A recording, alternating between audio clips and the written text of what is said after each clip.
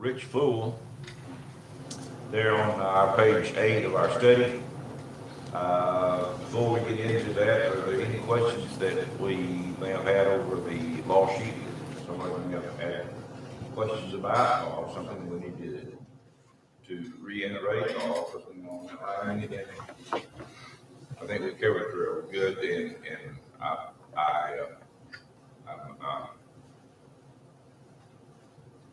glad that everyone did understand it, or hopefully they did understand it. And I appreciate so much your participation, comments on that.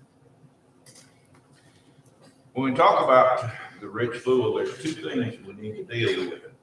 There in Luke, the 12th chapter. The first thing is the young man that's asking the question, and then the parable that Jesus teaches. There in our first verse, there in verse 13 of chapter 12, and one out of the multitude said unto him, Teacher, bid my brother divide the inheritance with me. Then in verse 14, but he said unto him, Man, who makes me a judge or a divider over you? He said unto them, Take heed and keep yourselves from all covetousness. For a man's life consisteth not in the abundance of the things which he possesseth. Then, of course, he makes a parable. Let's look at this man for just a moment that is making this question. Seems that here is Jesus with his multitude that's around him. They're listening attentively to what he is saying, and again, as we've said before, he is speaking with the authority, so he has their attention.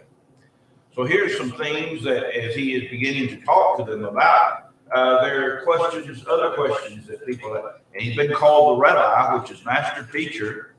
And so here this man comes to Jesus and says, Master, I have a problem. And I want you to help me with it.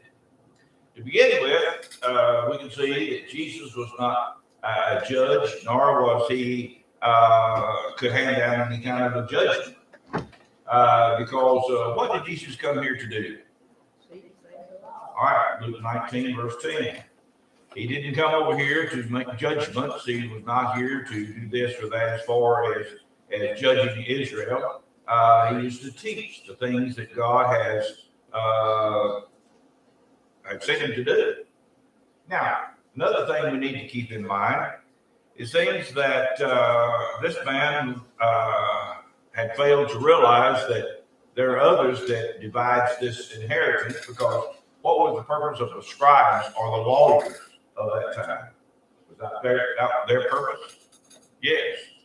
Because on a number of occasions, Jesus said, Woe unto you, scribes and Pharisees, hypocrites, because you have shunned or declared your tradition and not the laws of God. And we can go back again under the book of Genesis, Exodus, Leviticus, Numbers, and Deuteronomy. They were the books of the law, or the books of Moses and his writing. And we can see what the law of God said, because they were living under what age? Under the Mosaic age, were they not? So here's the scribes, and they should be the lawyers, or those that make the judgments like he is asking Jesus to make. Okay. Now, so the law was very clear as far as an inheritance. Who was to receive a double portion in the inheritance? The oldest son, was it not? All right. So the oldest son was to receive a double portion, and those children thereafter were to receive equal amount of inheritance. It seems that here's this man that maybe he did not receive what he thought was right.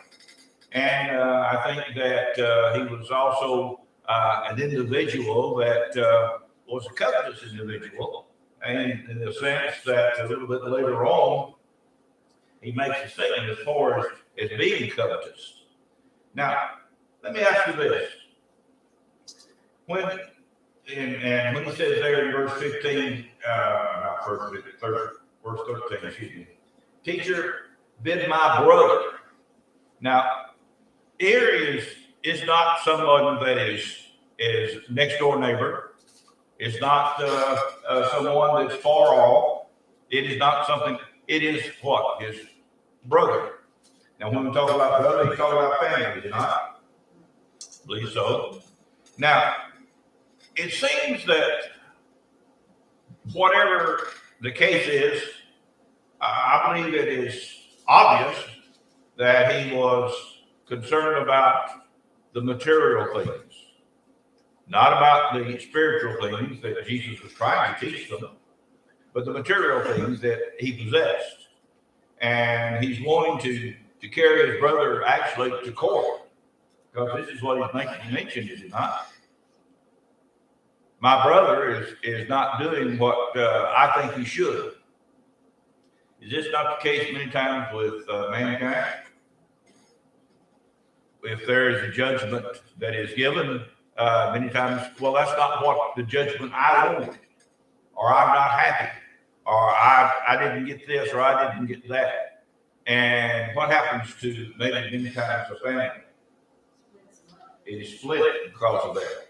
What did Paul, in his writing to the Corinthians there in 1 Corinthians, the 6th chapter, and I believe that he was having to deal with this problem at Corinth, did you not?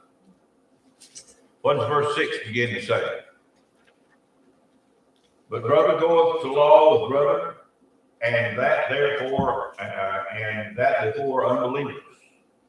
Nay, already it is altogether a defect of you that ye have lawsuits one with another.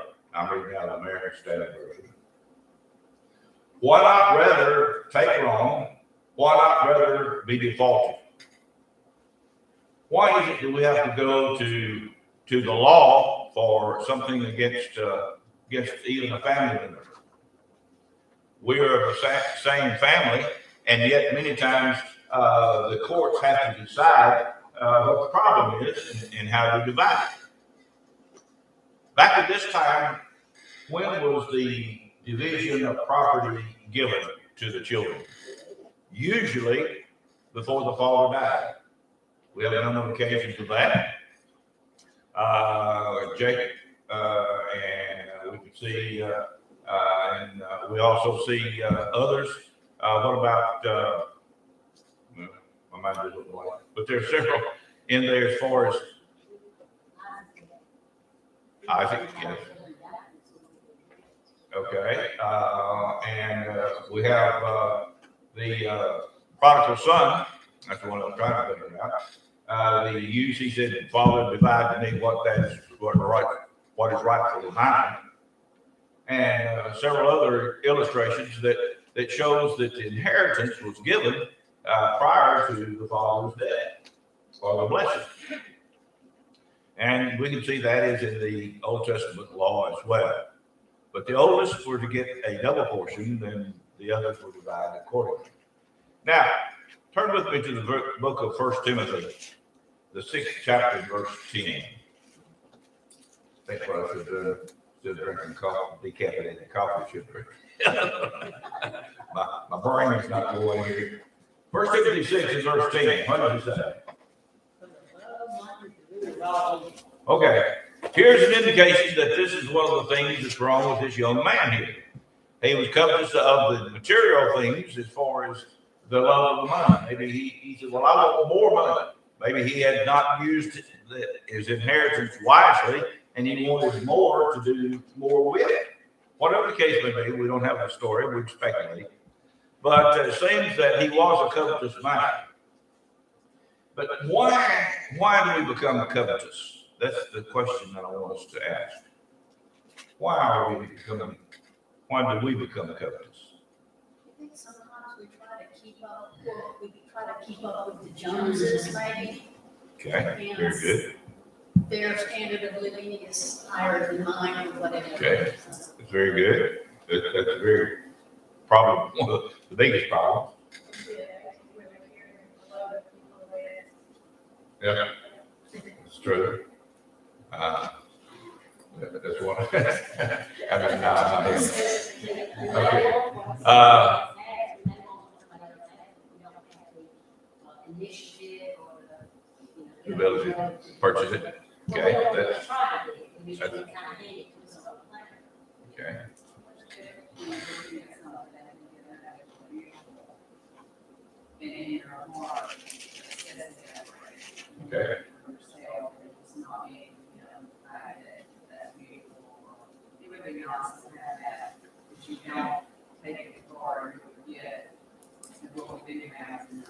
That's right.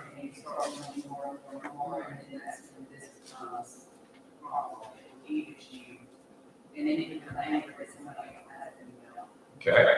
it's not just things, it's, it's not just other than it's Exodus 20. All these things we can see that, and each one of them is true. But covetousness is one of the sins that Satan uses quite well. But what did the Lord say with food and raiment? There was be content. Now there's nothing wrong. Please do not get me wrong. There's nothing wrong with having material things. I'm not saying that, not in the least. Because material things is necessary for us to sustain our physical life and things along that line. I'm not saying that. But when we desire to the point that we will do anything and everything in order to obtain those things that we might have in our life or possess it, then it has become a sin. So when it becomes a sin, then that separates us from God. And we'll talk about some of those things as well a little bit later on. Verse said, be content with such things as you have. That's right. That's what he said.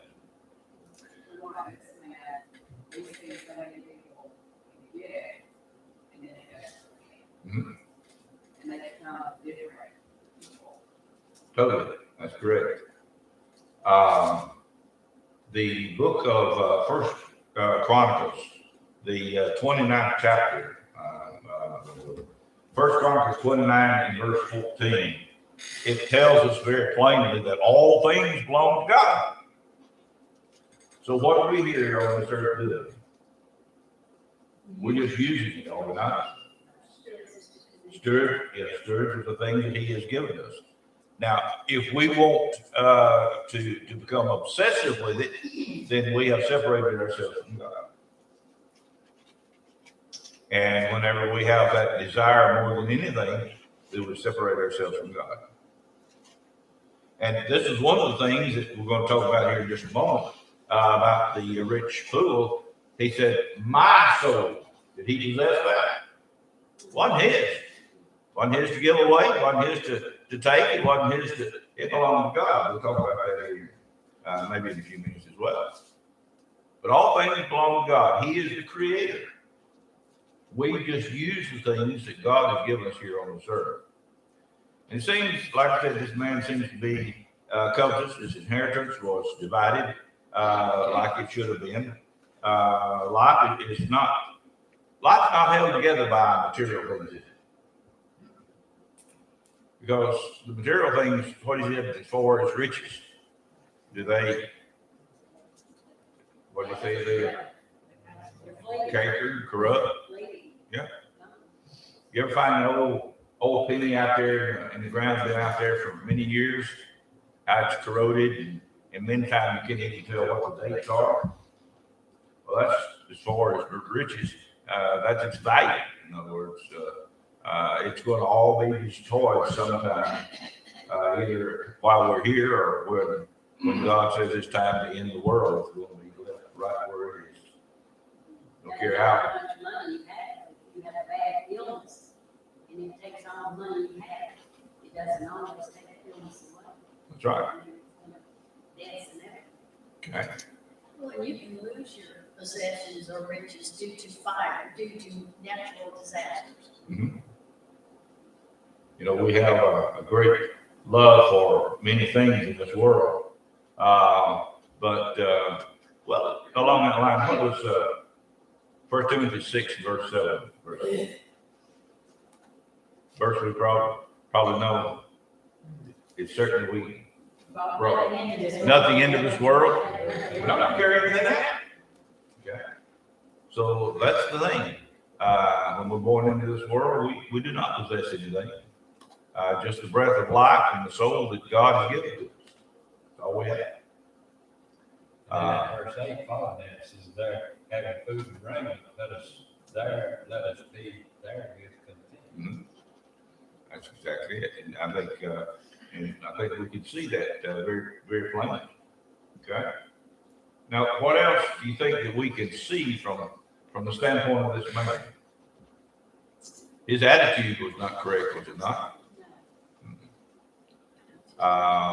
And again, like I said, instead of being content or being happy or maybe even going, a lot of times whenever families are divided, if they love one another, let's put it this way, and care one for another, then can we go to and say, look, I'd like to have this, or I'd like to have that, or I like whatever the case may be, to help me on this or help me on that, or what does family do when something like that comes up? Huh? Yes, they will help one another, will they not? No. Yeah. It's easy, like I said some weeks ago, it's easy to love those that love us. We can return that. But, ma'am? The ones that are not so lovable, it's kind of hard to love. It is. And it seems this young man had the idea that he just didn't love his brother like he should.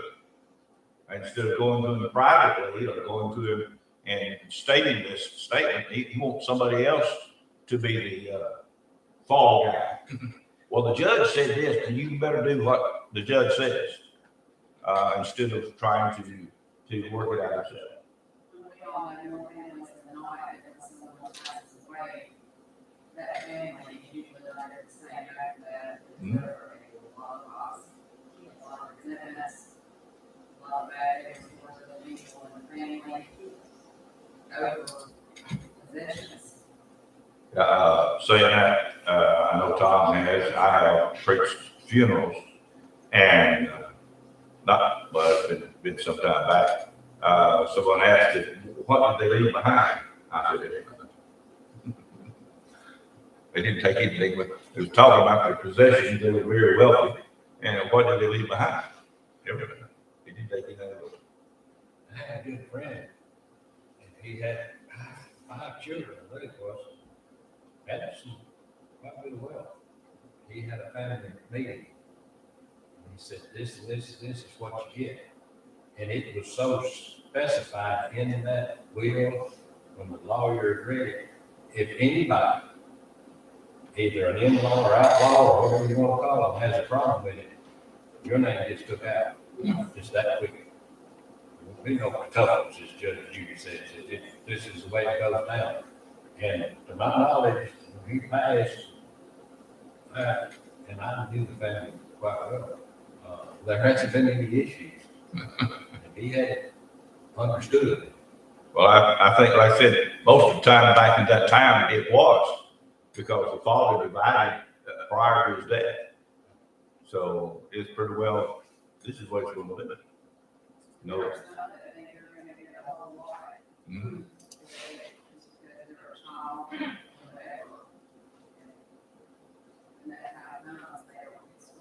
Mm-hmm. Well, I think this is what we're getting at. So many times, we expect this, I expect that. You might expect it, you might not get it. Respect and show their parents during their parents' lifetime. I much rather have mom and dad asking to have anything than let me. I much rather have them now than anything I got from the house before. Yeah. I don't look at them doing things. I like loving mom and dad. I think this is probably true. But here's this man, this is a prelude to this parable. Why did he speak this parable? This is the purpose of it. These people, this young man. Now, remember, he is in a crowd of people, and there's others that are around him that are hearing what Jesus is saying. So does that not also bring into the, there's others involved that's listening. How's the Lord going to answer this? My question also is, how in the world does this man think that Jesus is going to make his brother divided? Jesus is, like I said, am I made a judge over you? Why would he think that Jesus could do anything about it? Jesus was just a man, he was like everybody else. And I'm sure a lot of people, even though he was Son of God, he was not going to get involved with material things, because that wasn't his job. To do that, his job was to come and seek and save that which was lost. Okay. And that man, the money situation was not a problem. Jesus was with us all. We were wondering how Jesus could do it. All right. Then again, it was probably just tested to see what Jesus would say. Well, that's true. Now, we talked about verses 13 and 14. Now it gets back to what we was talking about earlier, in verse 15. He said unto them, take heed and keep yourselves from what? All covetousness. For a man's life consists not in the abundance of things which he possesses. That's not the things in life that's so important. Love of friends, family. That's what possesses. Even though, well, I don't know exactly. Whatever we have, whether great or small, it still belongs to God. How we use it is up to us. But the thing that I'm getting at is, it does not make or break a man because he has great wealth or has no wealth. All of it can be used for service to God. But we can use that covetousness to rob God too. Yes, that was one of the things that Israel was doing. And he said, well, a man rob God, if you rob him of tithes and offerings, God blesses us. And here again, we're going to talk about that as far as this rich farmer. He was denying God, and he was covetous as well, denying God what rightfully belonged to him. Now, let's go there in verse 16. Well, let me go back a little bit. What about covetousness? The Bible say anything about covetousness? Oh, yes. Even, yeah. Even back in Exodus 20, as far as covetousness. And I think someone said something about not covet neighbor's wife or any of the things that he possesses. So covetousness is constantly in the category each time. Galatians, Paul wrote there, and the Corinthians and Colossians, all as far as the list of sins that men commit. All these things, one of them is covetousness. All of them have covetousness in it. We have to be very careful about that. Okay. But anyway, verse 16, and he spake a parable and saying, the ground of a certain rich man brought forth plenty. Right here, we need to keep in mind, Jesus speaks of a successful farmer as a rich man. Is there anything wrong with riches? No. Did we find in the New Testament anything about somebody that was quite rich in the book of Revelation? That had need of nothing?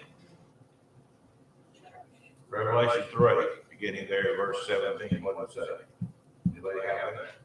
Revelation 3, verse 17 and 18, actually. What's the congregation? Anybody remember? Laodicea. What did the Lord tell them there? Well, let's just turn and let's discuss that just a moment.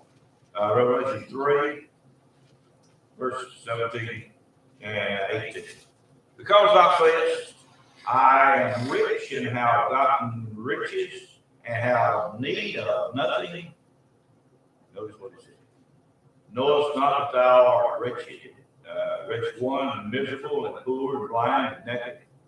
I counsel thee to buy the gold refined by fire. And when it talks about that gold refined by fire, is he talking about literal gold that is refined by fire? No. He's talking about the word of God. That thou mayest become rich, and white raiment that thou mayest clothe thyself, and that the shame of thy nakedness be not made manifest, and eyesalve to anoint thine eyes, that thou mayest see. Notice there in verse, because thou sayest, I am rich, I have need of nothing. What is this rich farmer saying? I don't have to worry about it. Yeah, I am rich. I have all these things. Why do I worry about this? And God made we might say a comment about that. He said because you're neither warm or cold in verse 15. What did it make God sick in his stomach? Did it not? I was beauty out of my mind. All right. And as his riches increased, saying that he set his heart upon those riches rather than upon the one who had given him the ability to accumulate all these riches. And this farmer was self-centered. If you'll read the parable, you'll have, and I read it, 6 eyes, 5 mice, and 4 I will. So it becomes self-centered real quick, is it not?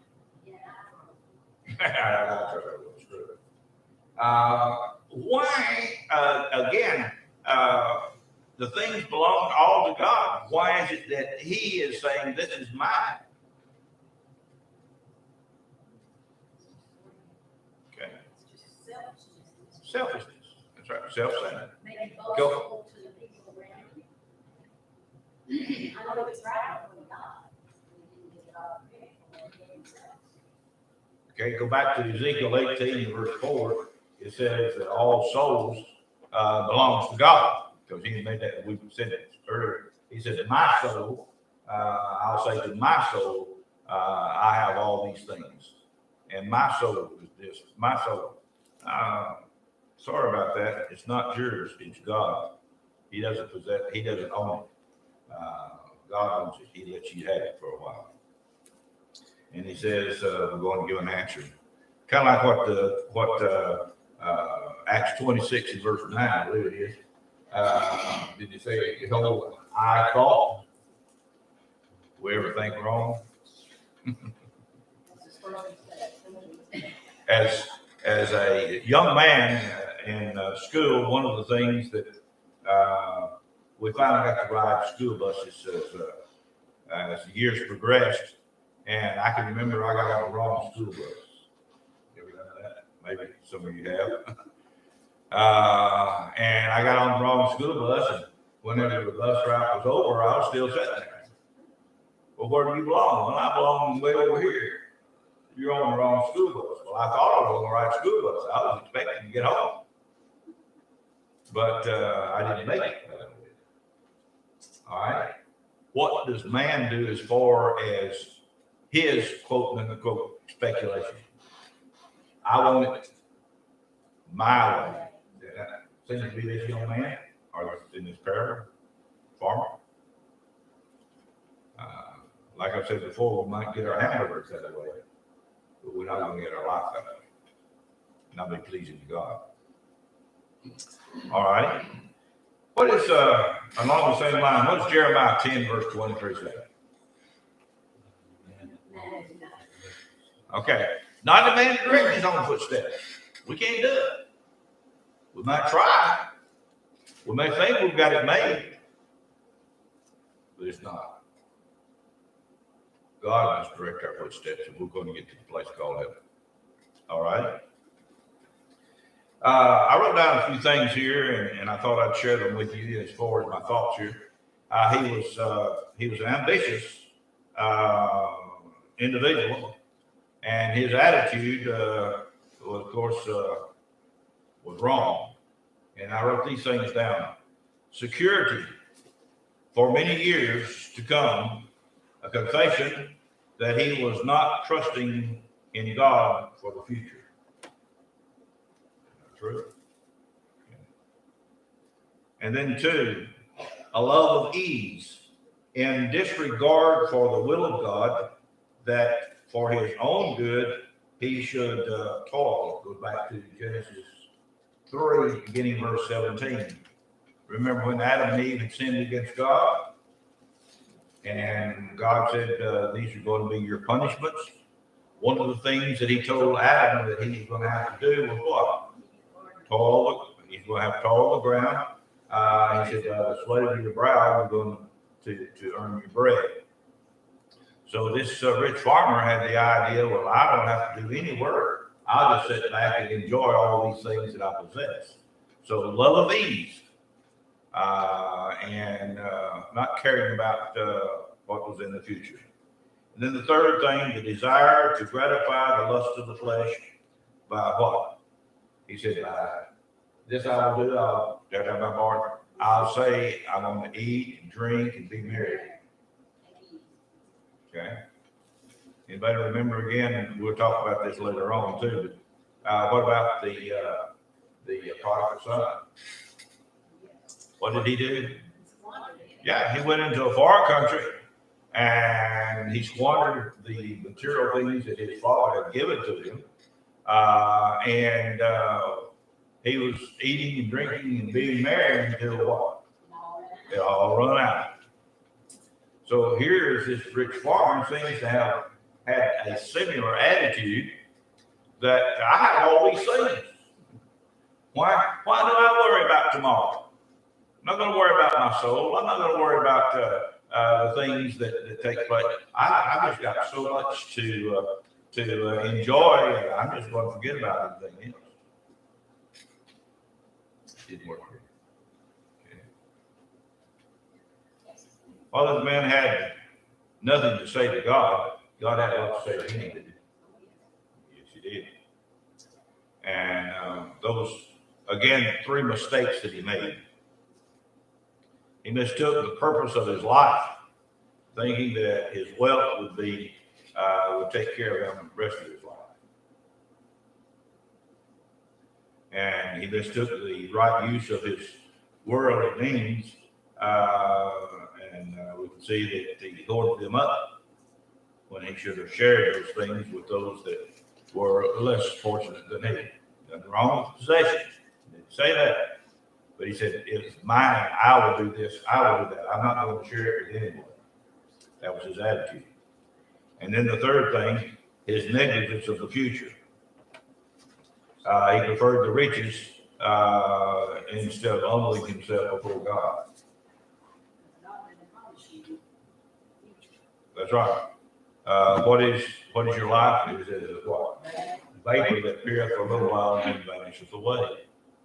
So here is this farmer, as far as his material things and his success as far as being a farmer, he wasn't thinking about tomorrow. And again, it gets back to man today, right? We live one day at a time. We do.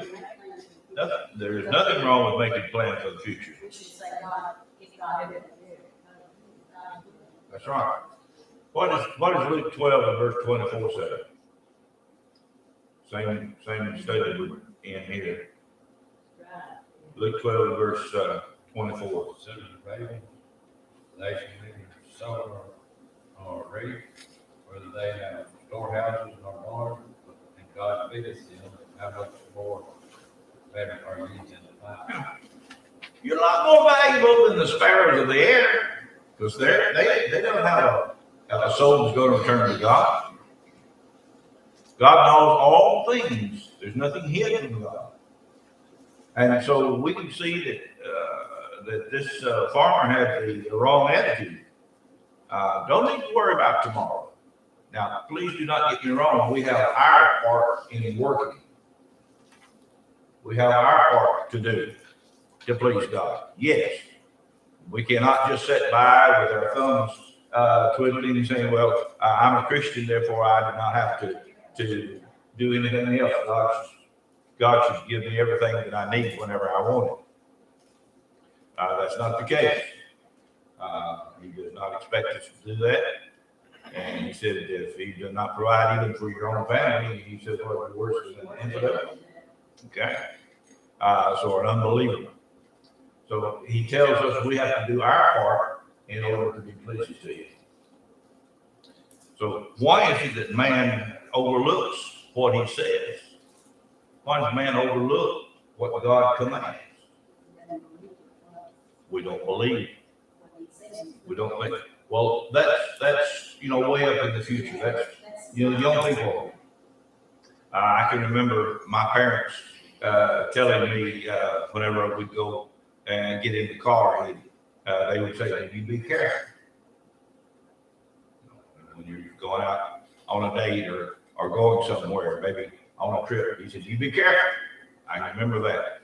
That goes even today whenever I get in the car. Be careful. We understand why. The concern. All right, why is it that God says the same thing to us? Because he loves us. And why is it that he loves us? Because he gave his son for us, that we might have the hope of eternal life. Okay? All right. So that's kind of a prelude to what we was talking about as far as in this parable, and kind of an introduction to that. Well, I did get the introduction in there. So we can see this is a very interesting parable here as far as the rich fool. It characterizes so many today of mankind.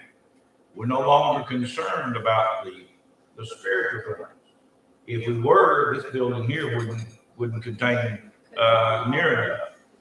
All the church buildings of God's people wouldn't contain it if we were really concerned like we should be. It'd be like a ball game. Yes, it wouldn't have a place to put anybody else.